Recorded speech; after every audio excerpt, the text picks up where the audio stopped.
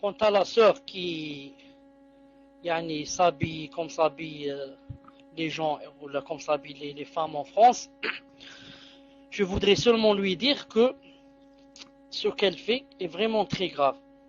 Et que le fait de s'habiller comme ça veut dire que on veut se priver d'aller au paradis. Car le messager d'Allah sallallahu alayhi wa sallam a dit, il y a deux sortes de gens qui n'iront pas au paradis. Il a dit ces deux sortes de gens, je ne les ai pas encore vus. Il les a cités. La deuxième sorte, il a dit des femmes kessiyet ariyet, des femmes habillées et en même temps nues. Ça veut dire habillée pour elle elle est habillée, pour les gens elle est habillée, mais chez Allah Ta'ala elle est nue, parce qu'Allah Ta'ala a demandé qu'elle s'habille comme le veut lui, pas comme elle veut elle. C'est pour ça que ça veut dire adorer Allah. Je l'adore, ça veut dire je fais ce qu'il veut lui, c'est pas ce que je veux moi. Il m'a demandé de prier, je prie. Il m'a demandé de prier 4 fil dhahr, je fais pas 3. Il m'a dit 3 fil maghrib, je fais pas 4. C'est lui qui commande. Et celui qui m'a dit fais la prière et fais le jeûne, c'est lui-même qui m'a dit habille-toi et couvre-toi.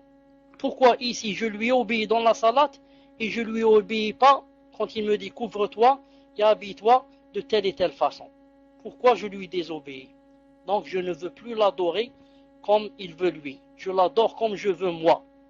Et ce qui est très grave, c'est que sans qu'elle le sache, elle se prive du paradis, car le messager d'Allah a dit Kassiyat Ariyat, ensuite il a dit dans la fin du hadith, il a dit La yadkhulna al-jannah, elles ne rentreront pas au paradis, wa la yajidna rihaha, et elles ne trouveront même pas l'odeur.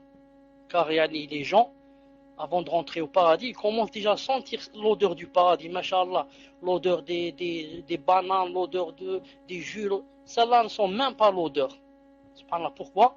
Parce qu'elle a fait ce grave péché de se découvrir et de se dévoiler, et demain bien sûr, elle va beaucoup regretter quand elle sera seule dans sa tombe, quand elle sera seule devant Allah, quand elle verra toutes les personnes aller au paradis, et elle se verra jetée en enfer.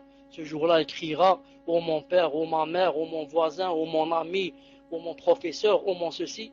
Personne ne viendra à sa rescousse. Personne ne viendra. Chacun lui dira nous on t'avait pas mis les chaînes, on t'a seulement dit de suivre la mode, tu nous as suivis, on t'a pas mis les chaînes.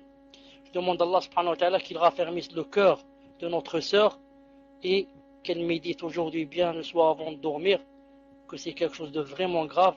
C'est ça le vrai avenir. Le vrai avenir, ma sœur, ce n'est pas ta licence ou là ton magistère ou là ton doctorat. Non, ça c'est bien, mashallah, l'islam aime ça. Mais ton vrai avenir, ma sœur, c'est demain. Est-ce que tu seras au paradis ou bien tu seras en enfer? C'est ça le vrai avenir. C'est ça, c'est ici qu'Allah Ta'ala a dit c'est pour cette chose que les gens doivent œuvrer. Comme ça a dit Allah Ta'ala. Qu'Allah Azza wa Jal t'aide et nous aide tous et toutes.